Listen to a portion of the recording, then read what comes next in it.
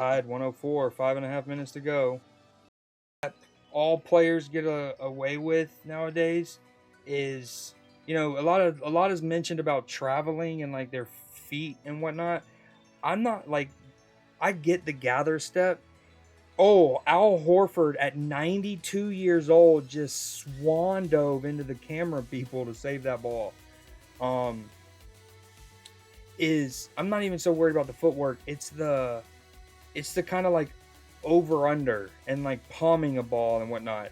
You'll often see they'll start dribbling it and the ball will go almost too high, so they'll kind of do this and the ball will almost land on their hand for a second or something, and then they kind of like, and it's almost like, well, I remember when I was growing up, that's a like a carrying. Sometimes these, a lot of these are used interchangeably, but what a pass from Halliburton. Thunder is dunk. They take a 92 years old. You heard it. That was a fantastic pass from Halliburton in transition.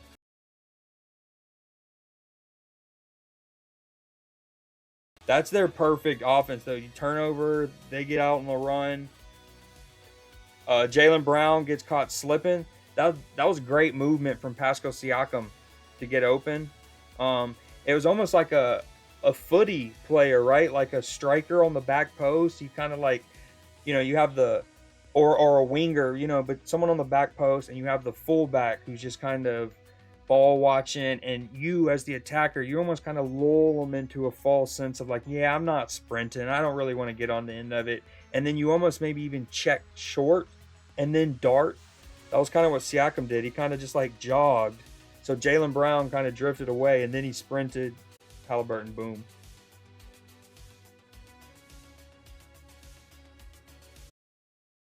3.5 minutes. Tatum, 3, boink. Rebound, Pacers, up 1. Pushing the ball. Siakam going at Horford already. Kicks it out. Oh, good drive. Good defense. Oh my gosh. What a drive. What defense, I thought. I thought that was actually a foul, but then an unbelievable finish. Oh, shot. Oh, dude. Siakam is cooking. That was a gorgeous shot. Gets it at the free throw line. Just straight pull up. Jaylen Brown way off there. Ooh. Oh, that was a good net crack. Down 3. It's also they're just 2 of their last 3 baskets were 2-pointers. And I talk about that all the time, that like there's a value in just taking good shots. You don't need to jack up a 3. Jaylen Brown shaking up. Oh, yeah, he rolled his ankle. Did you see that? He went to stop on a dime and his ankle rolled bad. That left foot, I mean, that shouldn't be too bad, but because he doesn't roll over on it all the way. Oh, good pass from Derek White. That was a good possession from Boston. Scored quickly. Halliburton has the ball. 1 minute and 25 seconds to go. The little dribble handoff with him and Siakam. They're balling. If he makes that off the back iron. Oh, ball stay okay. Celtics are with it. Drew Holiday after Derek White threw it from his bum. Oh, Halliburton blocked it, trailing. Derek White thought he had a free open 3, and Halliburton trailing the play. Oh, that's got to be a travel. Like, I know that we allow the step back and you get a gather step, but you shouldn't be able to like step back and then shuffle your feet. You just saw the block. So watch on the after Halliburton blocks. Notice how on Halliburton's next 3-point attempt that he misses. It's like there's a step back. You're like 17 seconds ahead. Oh, okay. He I don't know. It's like he steps back, but then he still shuffles his feet. He like do do do do. Dude, what a game so far.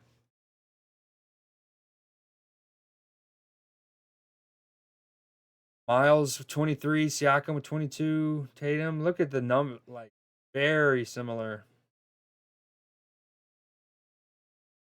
Derek White leading an assist. Halliburton with a double double.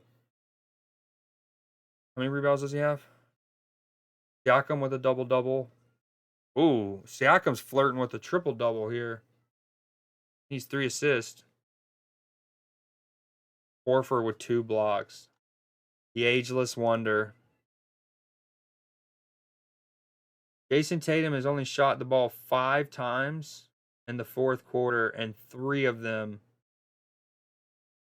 pretty deep. 3 from Jaylen Brown. Celtics.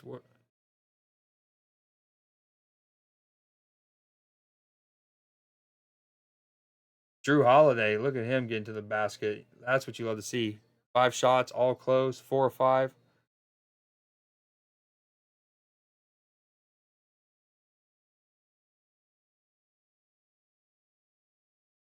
Meanwhile, Siakam was 6. Like his shot selection. That was the free throw one I just talked about a minute ago. Like the pull up from the free throw. Obi Toppin's has a great game, but only like 20 minutes. Where is there he is. Only 1 shot so far in the fourth though.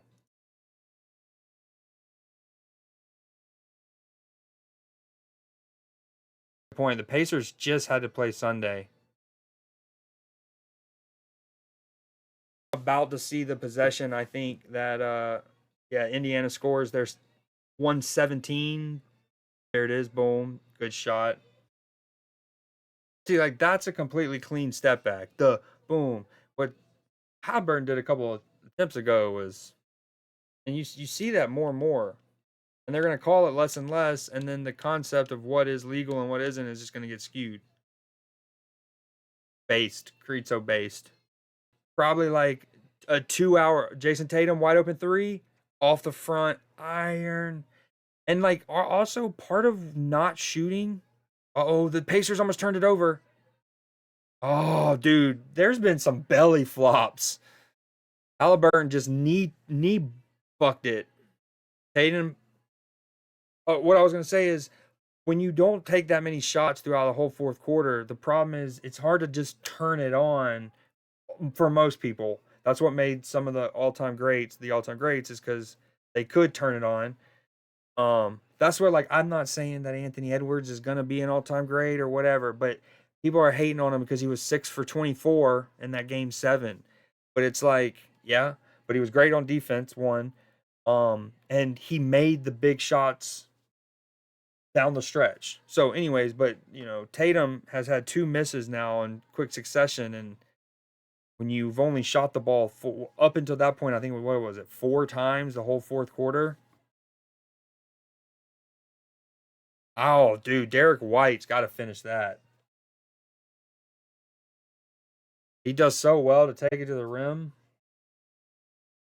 Just coming out of the timeout. They're not even fully out of it yet. Oh, is this going to be Celtics ball? That's great defense from Jaylen Brown. I didn't like that ATO from the Pacers. That seemed like there was they only gave themselves one real option to release the inbound to, and he was running towards his own basket at a tough angle. So the pass in and of itself is risky. Oh, Jaylen Brown does get a little tuggy tug of the jersey, but it's also not a great, like, I feel like the inbounder could have let him a little bit more, but that's also part of the poor. I didn't love the angle.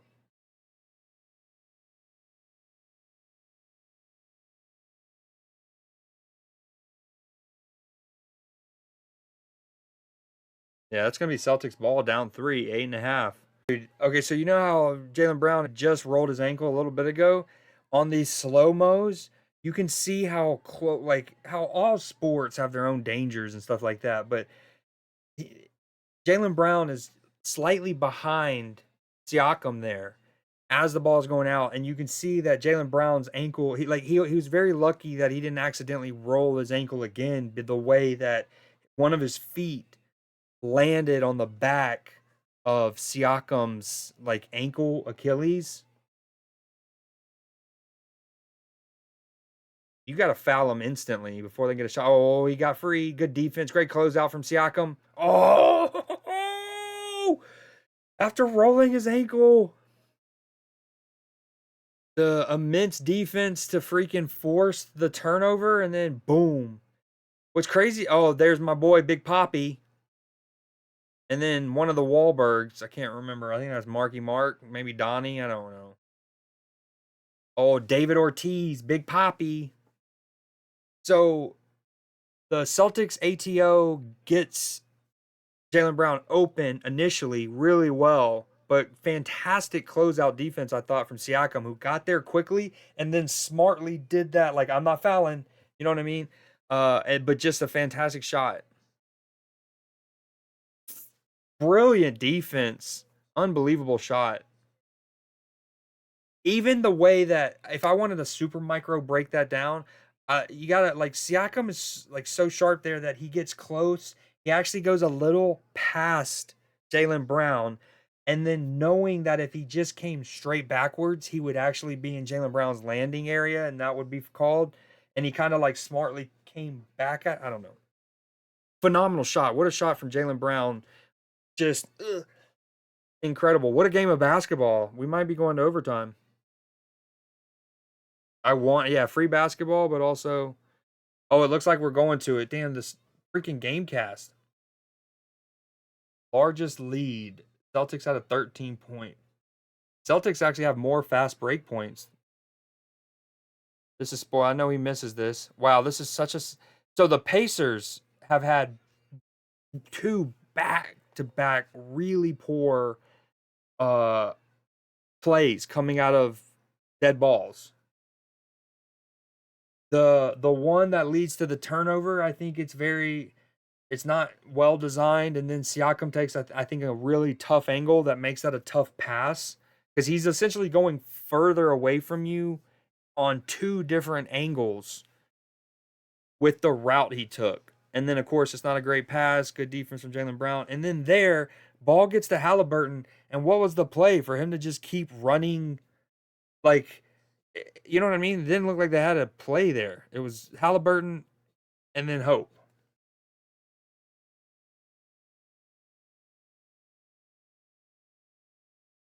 Hell yeah, but also hell no. I want to find the best freaking game cast out there. That's like super dynamic.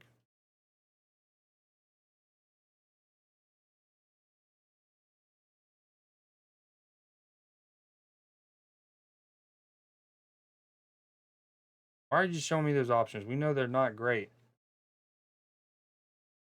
Oh.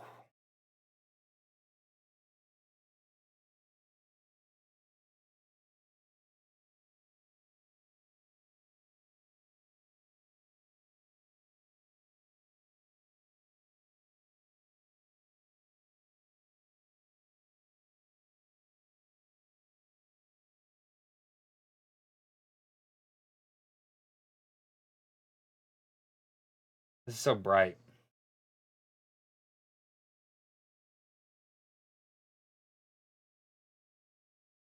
That's gross. Too many ads. 2 already? Come on, CBS. I'd been on there for like 6 seconds, bro.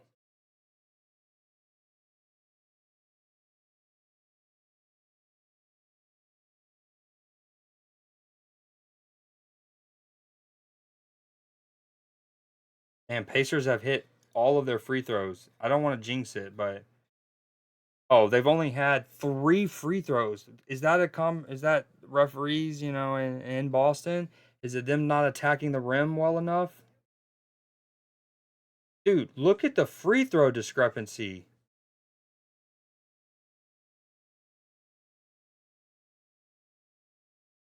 My what?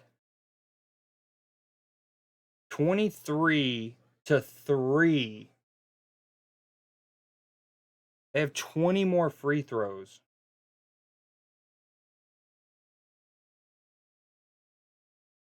And like, while yes, you can say attack who's attacking the rim more and like forcing the issue,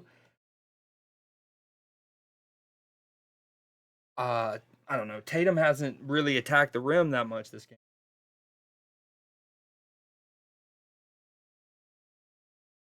Hell yeah, me too. Brown again. Ooh, off the front iron.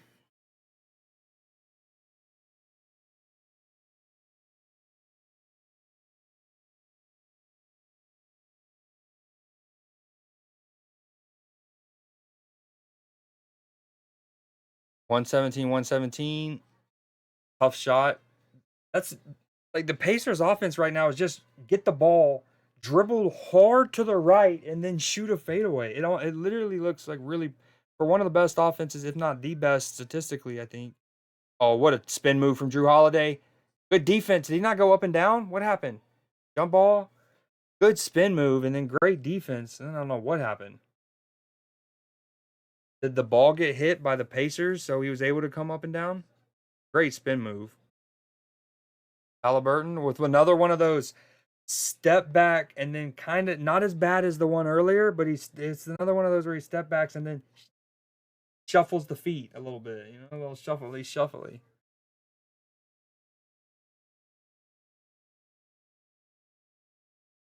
Derek White behind the back, splits them, kick out, Tatum.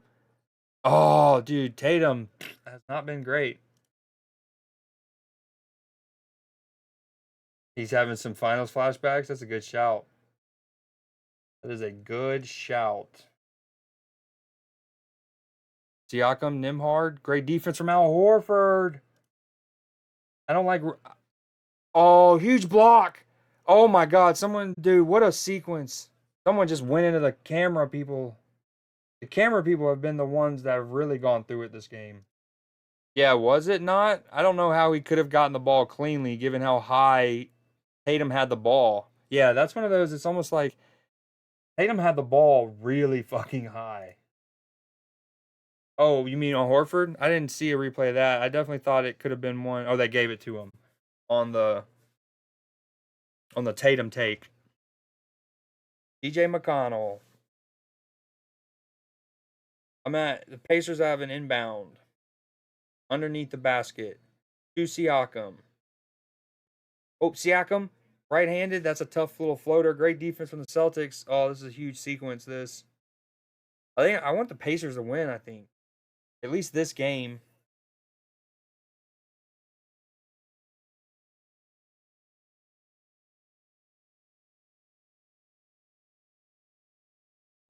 That was so weird. What a weird sequence. So first off, the Pacers trap Jason Tatum really well. They send two, they fight through the screen, they just swarm him. Brilliant there. Turnover.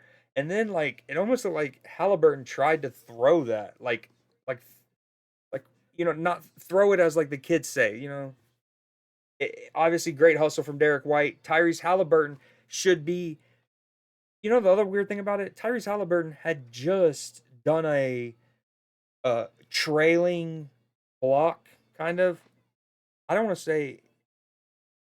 I don't know what you would exactly call that, right? Like sometimes when I think trailing block, I think of like LeBron or when you pin it against the glass. Um, that was more like a lagging block. It fast forwards automatically. Ah, gotcha. Um, but yeah, Halliburton had just done that earlier, and it even looked like he peeked over his shoulder, and he still let it. But he hit all three of them. So here we go. Celtics, minute and 40 seconds left. Derek White bringing the ball up. Gonna play it to Tatum, left wing. Brown. Oh, jab step. Oh, tries to split him. Good defense. Great. I think it's out of bounds on the Celtics, right? That was great help defense from Miles Turner. Jab step from Jaylen Brown. Dribbles to his left, splits him, and then the help defense. White, exactly. Was it the one? Was it White who Halliburton blocked? I can't remember. Oh, what a. Okay, oh my Atlanta. So a minute and 20 something seconds. That's a foul. Yep. At first it was a great take from Jason Tatum, and he misses it. It's like boom, boom, boom, and then it looks like a Celtics player has a really good chance to do a little putback tip in, and he misses that. And then the Pacers got the rebound, but then Derek White had it. That was wild. They're gonna call the foul before the shot, so Celtics ball. Now it's with Horford, Derek White. Halliburton. Ha, ha. Oh, good cut and pass. One-handed. That. Oh, too strong. Tatum too strong there. Is he about to flex? He should. That was a great cut from Tatum to lose him there. It looks like he faked short, went in behind a good pass. Oh yeah. So Nimhard, oh man, that was a good duel. They're both trying to pin each other. Looks like Nimhard gets himself a little like poor leverage. And then McConnell's just like Tatum too easy. That's like McConnell's good. I don't mean to disrespect him, but that particular play reminded me of like the uncle playing with his nephew or whatever. Uh and like the cousins are all playing, and then the one big cousin or the uncle, and all of them trying to hang on to him, and it's an easy freaking hook shot. 1 point game for the Celtics. Halliburton, Drew Holiday, his phenomenal defense. Phenomenal defense. Oh, he just went into Mike Breen. So Jamal Murray had that moment earlier where a cool one with Kevin Harlan. That is not Tyree. That is not one Tyrese Halliburton wanted with Mike Breen. Phenomenal defense from Drew Holiday. But what's new? Yeah, Halliburton has looked really like the moment has gotten to him. This all goes back to the two ATOs, after timeouts, the design plays when you have a dead ball and you can draw something up. Oh, Tatum might have just ended it there. They have two ATOs down the stretch in regulation. One of them leads to the turnover. Again, poor Siakam, poor angle. I think it's poor design, poor angle, poor pass, turnover. And then the next one, the one where they have a chance to win the game in regulation, and Halliburton just catches it and just kind of like runs to the right. Terrible time for a turnover. Absolutely. I also think the moment it went to overtime, it obviously super favored the Celtics because the Pacers had just played on Sunday in a game 7 and all of the intensity of that.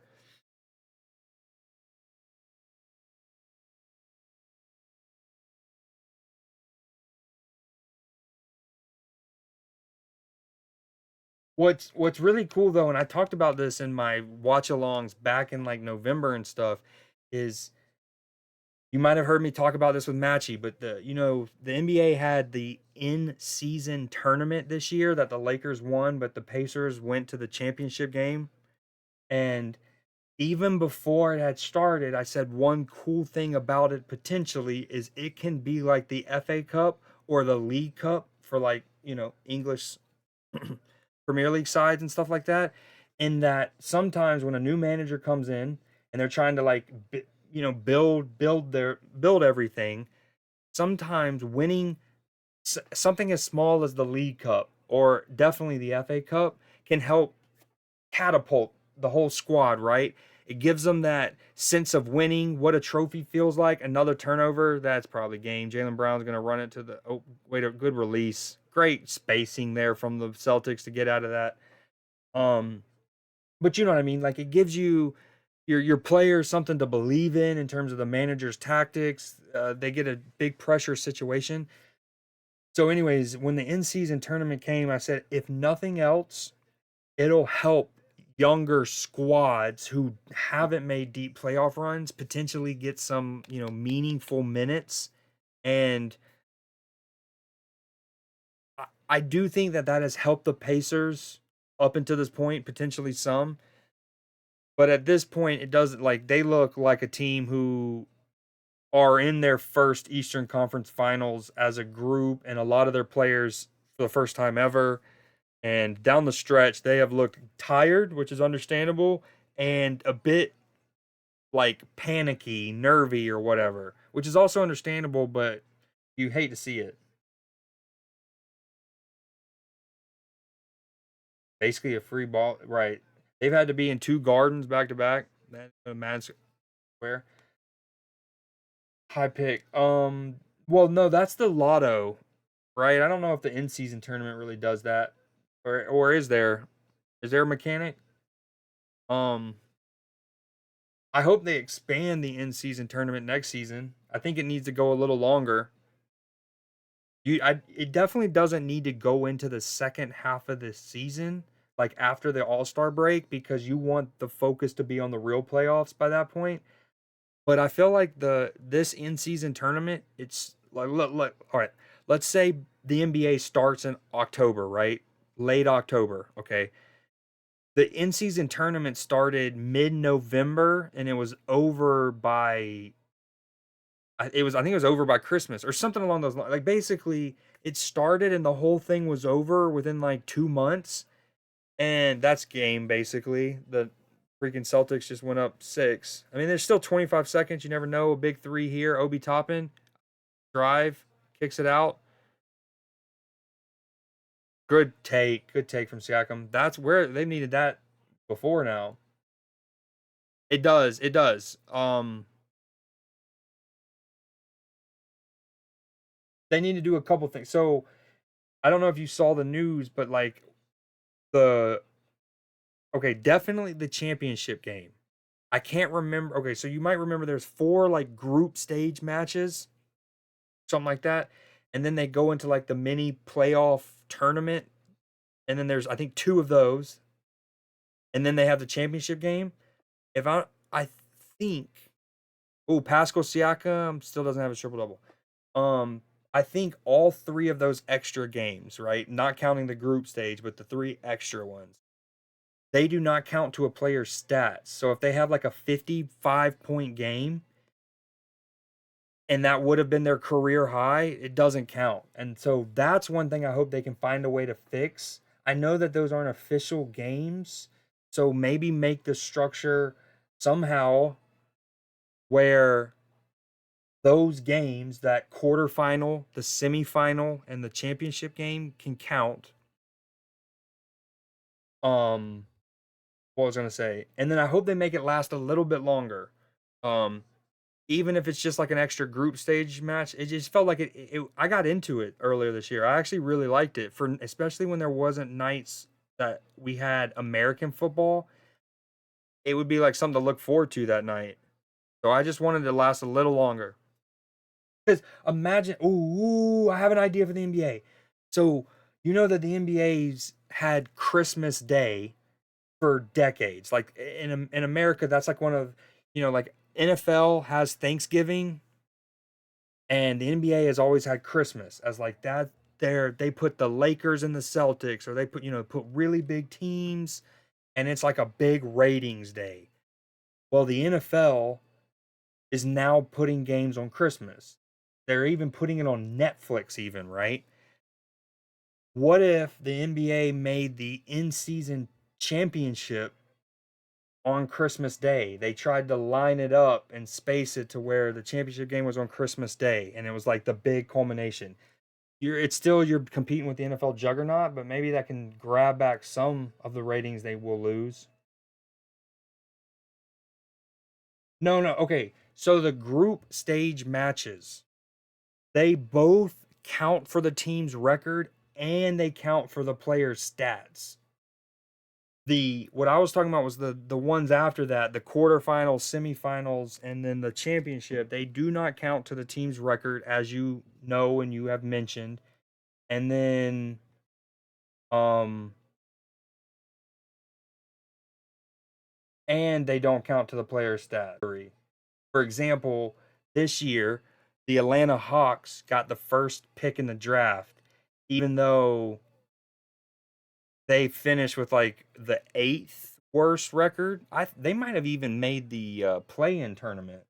Let me look that up real quick. So first off, well, I meant like you would still have the other 3 or 4 games, right? You would just have the in-season tournament championship as one of the 3 or 4 games, and then you would just have other like marquee games for teams that didn't make the championship. That's not what we want. Just the schedule makers would just need to have a couple open slots to be able to move teams around and keep the divisional things as they needed it.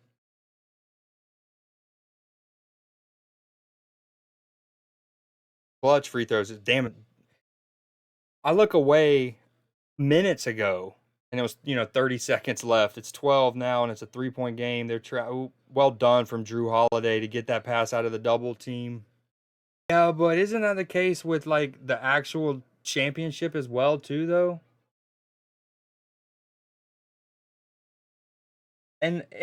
Here's the thing, maybe even make it where it doesn't replace. Like let's say there's typically 3 Christmas Day games. This would just be the 4th. But again, this is mainly for them to try to fight back against the NFL, who's now kind of taking their Christmas. All right, he makes both free throws. 5-point game, deep pass. They're going to try the Christian Leitner. That. Oh, if Halliburton would have made that, that could have made things spicy. But with the irony that the best ATO that the Pacers draw up in the final, I don't know, minute and a half of regulation and all of overtime is the final play of the game that ultimately doesn't matter. Like that was a great ATO. They throw the ball long, dude catches it. They have an off ball screen for Halliburton to come free, catch and shoot. And yeah. Again, this I think it really goes down to those. The obvious one is the turnover on that one inbound, right? But I just for a dead ball play, that was just not good. That was such a good first game, and the thing is, the Mavericks and Timberwolves look to have like that's gonna be like. Here's the thing: when you're looking at it on paper, that's the one that looks juicier, right? The Mavericks and the Timberwolves, that's the one we think are gonna give us better games and a better series. But if this can give us that, and we're gonna get Mavs Timberwolves, basketball fans are eating good. Okay, I guess there's just no freaking bracket.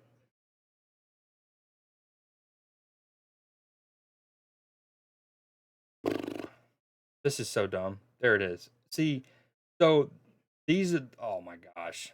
Those were the 3 that so see how it goes to December? What I would do is try to add a couple more group stage matches and push this thing back to where the final is on Christmas. Um Cavs and the Pacers.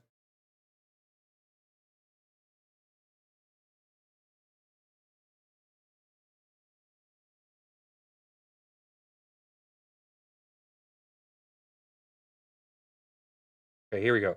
So these are the 3 that I'm talking about. Uh well, it's more than 3 games, but if you're the if you're the Lakers in this situation and you're a Lakers player, it's 3 games that don't count for your team record, and therefore that's why they don't count for the stats. Um, and yeah, ultimately, if I had 3 things for the in-season tournament, it's somehow or make a like extend the tournament so it goes a little deeper.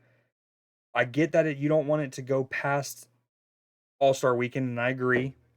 But you know, make it go a little deeper. Hell, part of me wants it to go past Christmas. Like I would love to still have those games to look forward to in January, but I get it, right? Especially since this one was December 9th. So, anywho, add some more games and try to find a way to make it where every game because here's the thing. How do I word this? So like they play their group, right? They play the matches in the group and they figure out who's this and who's place. You follow footy, so you know how like the World Cup and all them do their groups and then you get the matchups, okay? Well, here's the thing. At one point in the regular season, the Lakers are gonna play the Suns, right? The Kings are gonna play the Pelicans.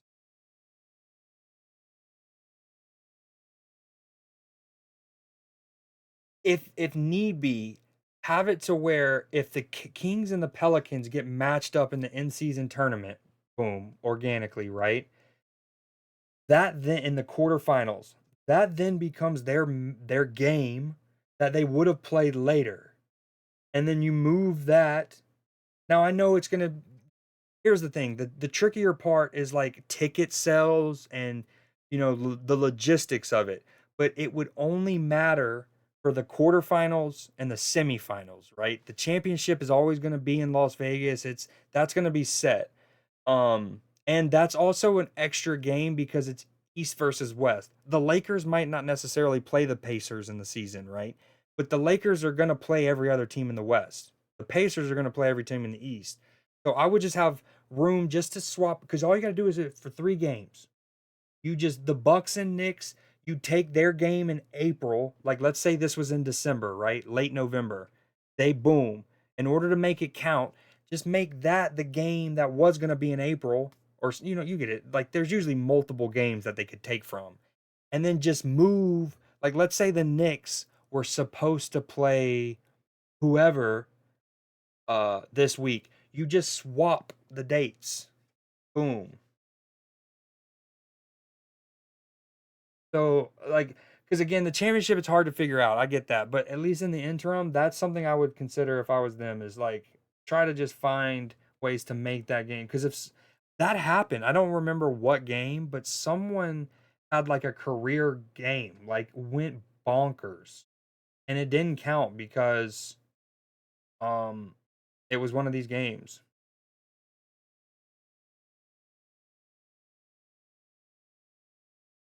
Oh, I forgot how much they talked about bringing an NBA franchise to Las Vegas during this whole sequence. Of course they did. The other thing I hope that happens next season with the in-season tournament is the broadcast, like ESPN, TNT, etc. They have better graphics to let a person know what the current situation is, what the point differential is, all that. I don't think they had a good grasp of that this past. All right.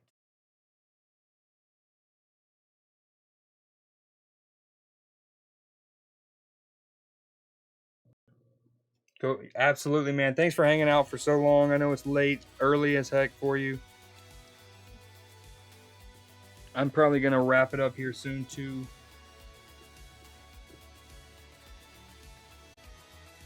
Sounds good.